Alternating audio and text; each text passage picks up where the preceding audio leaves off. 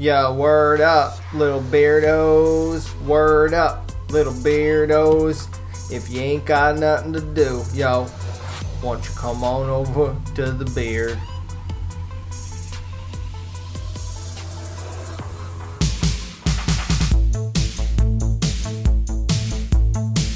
What's up, guys? Lord Beardo bringing you a brand new Clash of Clans video. Jumping back on our mini. We've been just thoroughly enjoying having so much fun playing this game with the Loons, man. The Loons, the Lava Hound level 2s, the haste spells, everything involved. And I was thinking about, like, how is this going to change the way I farm? Because typically I drop down a little low. I go for, you know, young Town Hall 9s, high Town Hall 8s, and bases that are dead and things like that. Quake out the insides, get as much dark elixir as possible. But when you're looking to go for all facets of loot, gold, when you're trying to get the elixir, when you're trying to get the dark elixir, this isn't a bad strategy. Now check it out. This is a 10 that has been put to bed, man. It got no Inferno Towers, the Expos are down, and this is pretty fun, man. This is the type of base that I would pretty much pass up on because I don't have anything to go inside the core and take the bulk of the base down with a farming raid. So we're gonna come in here with the standard army that we're using: 22 balloons, 2 hounds, 1 in the clan castle, a couple wizards, 1 baby dragon, 2 raid spells, 3 haste, and a heal with a clan castle poison. Now, you might have to rewind that to get that composition exact, or just freeze at the end of this video and you can see that whole composition layout. But that ending heal spell, I've been toying with putting the heal spell away. I know some people use it. I know other people just simply go for a raid spell in the end there. I mean, if we had the rage, you would have just moved right through right quick, or maybe even 2 haste spells. So I'm just trying to find that application for that last spell here. But all around, such an easy, quick smash. And man, I didn't think that my farm army would be the war or push army here in Town Hall 9. That was the type of thing that you've always had multi-faceted army types depending on what you're trying to accomplish in the game. It wasn't until I got high up in Town Hall 11 pushing legends that I only use 1 army. Prior to that, I've always had 3 separate armies: a war, a push, and a farm army. So Supercell, man, where's this update? Where's the information on this update? Give us a sneak peek, give us something. We have the winter update was lazy. It was just basically balance changes. It wasn't anything at all. Where's this massive game-changing night to day, the ship, every weird thing that you've possibly heard on forums and Reddits and YouTubers? Come on, give us some kind of info out there. What is the deal? So we're going to continue to wrap up this base from Joshua here, and I'm starting to do the math. I'm like, yo, 2 buildings, 97%. What's gonna happen here, man? Am I not actually gonna lock up this 100%? What the heck? Wow.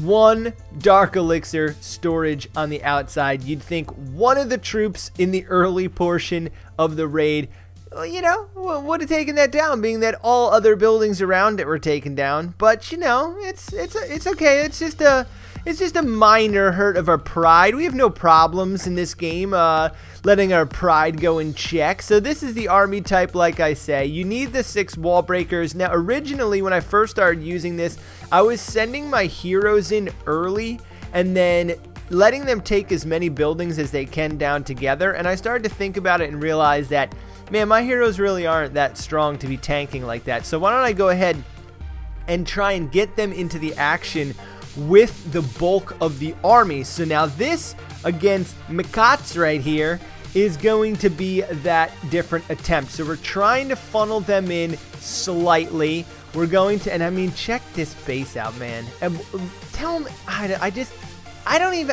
even know where to begin with talking about how Town Hall 9s should just be so happy playing this game, because when you used to look at a base like this as a Town Hall 9 with single-digit heroes that is just in the beginning phases of Town Hall 9, this wasn't even an option with taking down It wasn't even in the question. If you saw this base, you were passing up on it. You were only looking for Town Hall 8s. Town Hall 9 has become the new Town Hall 8, but in a way funner way, because Town Hall 8, you're just subjective to one hero while you're watching everybody else in the game run around with their queens. Now you get 2 of the heroes, and you're able to fight these maxed out bases. I mean, it takes a good 2 years, maybe a year and a half, and 1 year if you're really aggressive and you gem a lot in this game. But if you're a free-to-play player and you're looking to get further through the game, looking at this base right here, you're looking at a year and a half. Guaranteed year and a half of playing to get your base into this position right here. To be able to take this down with a mini account is crazy to me. It just makes me wonder, where is this game going?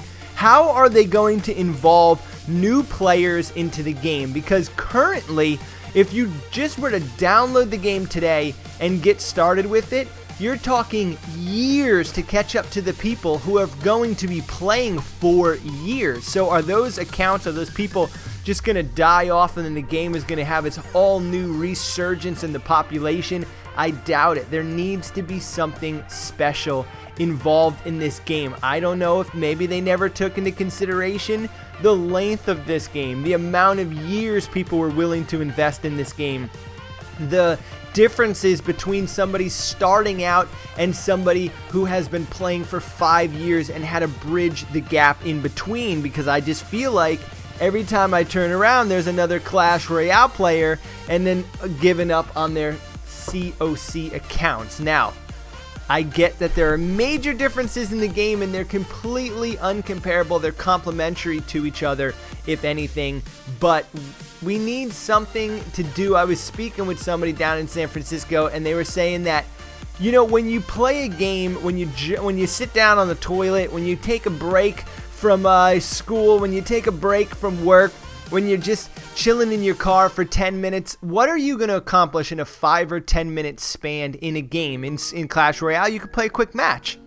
If you don't have a war raid to do or a raid to do, you're pretty much not doing anything in this game. There needs to be some kind of change to the game. Now, one thing that I would really think would be cool if there was a way of implementing trading inside the game, of resources, of gold, helping your clan, growing younger players up through the game a little bit quicker, allowing people who, you know, are fearful to jump into a game that is people are so far advanced, you know, games like World of Warcraft, different things like that, even Hearthstone. These games, to me, they're very intimidating to get involved in because of the distance between a new player versus a brand new player, and how there is no bridging of the gap unless you have tens of 15s of thousands of dollars to jump into a game, which is absolutely absurd when you think about it. So how can we bring together the community a little bit more? Is there revamping of clan wars? Are there multiple clan wars that you can do? Can you have different armies? Can you have different size wars inside of your clan? Can there be a more multifaceted way of connecting clans together so both chats are together? That would be really cool. You know, Loot Nation V2, they're so secluded away. We can't donate to the sister clans, and there's no way of bridging all the gaps. There's a lot of things and a lot of ideas I'm sure everybody has out there of bringing some life and some existence back into this game in a fierce way, not just a, man, that was cool. You know, they redid all the layout, the army selection. They gave us different troops. We haven't gotten any new spell, really. I mean, the clone spell was good, and up until the winter update, it was completely useless, and some people still think it's useless. I actually really enjoy it in my war army.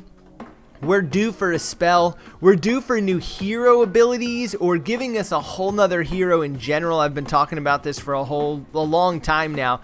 Another hero, and then being able to decide which heroes you want to take into battle. Maybe a Goblin King, something for farming. Maybe a big, huge dragon. I've always talked about how the dragons need to be changed. The AIs, the look of them. The baby dragon is really cool. Every troop in this game is super dynamic, except for the dragon looks like something from like Atari or some old Nintendo game, and it looks horrible for a game that has such good graphics. So there are things that they can do. It's just what direction are they going to try and bring us in, and I just don't think they have another flattening update in them. There's just, I mean, how many lateral moves can we make?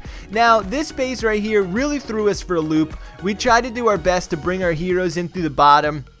You know, get our queen up there to help out as that Expo is taking down the last of our balloons. And we're not going to scrape the 3-star out of this raid, but we are just taking as much loot as possible. And that's kind of what I wanted to get into with this whole video, and showing that you can loot with this raid. Now, you have to make sure that you're getting a lot of Dark Elixir, but I advise looting with this army unless you have a clear objective. If you're going for your heroes, or there's something specific that you need to spend as cheap as possible to do, I would say jump on the Loon bandwagon. Get off those Valkyries, get off those mass giant raids, and start messing around with these Loons before the days of the Loon is over, because they are fun.